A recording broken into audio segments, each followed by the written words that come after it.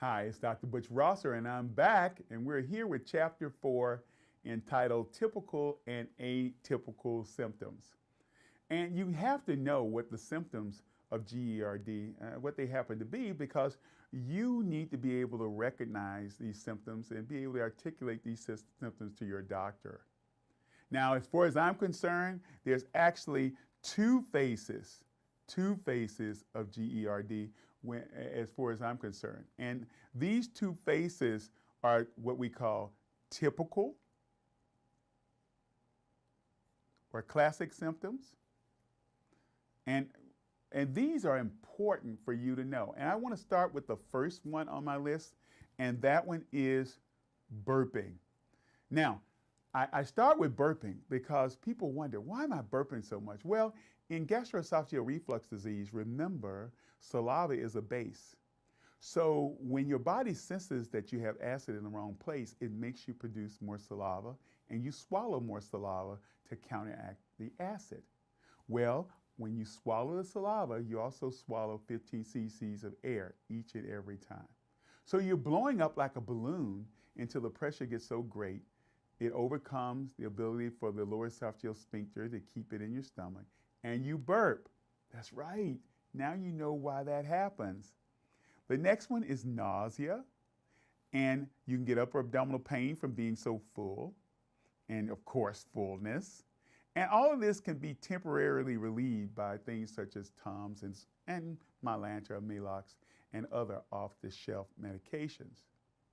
You also have the classic burning right under your breastplate, right there in the center of your chest. Some people say that it even feels like you're having a heart attack. And this is increased by bending or lying down. Why? Because then gravity then causes the food and liquid in your stomach to go straight into your food tube.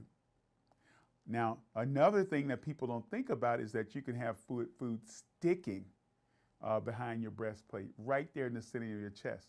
And these are the typical symptoms that you face. Now, going down and for a deeper dive, we have some more symptoms. Acid in your back of your throat or sour taste.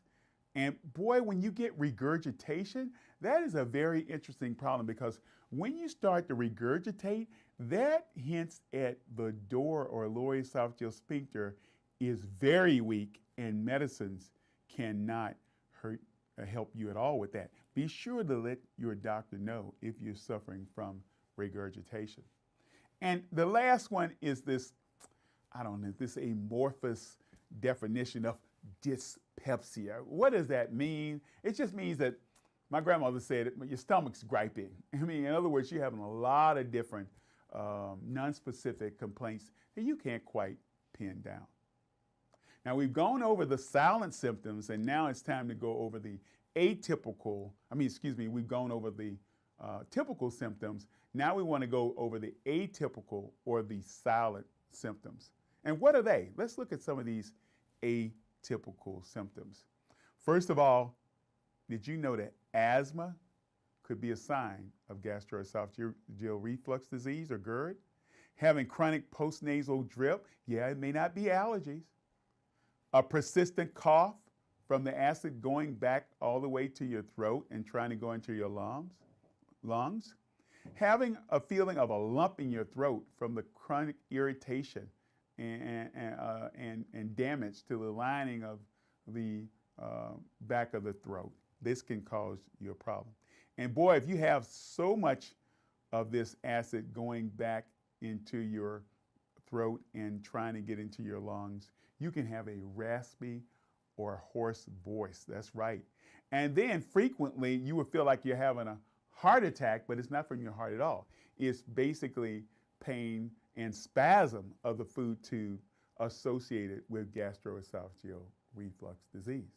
Wow, did you know all of that? That's why I had to do Heartburn University, to make sure that you were aware. Now, if you're having these symptoms, the thing that I want you to do is I want you to come here and make sure you take our heartburn risk test so you can measure how bad your symptoms actually are. And we want you to know your heartburn number.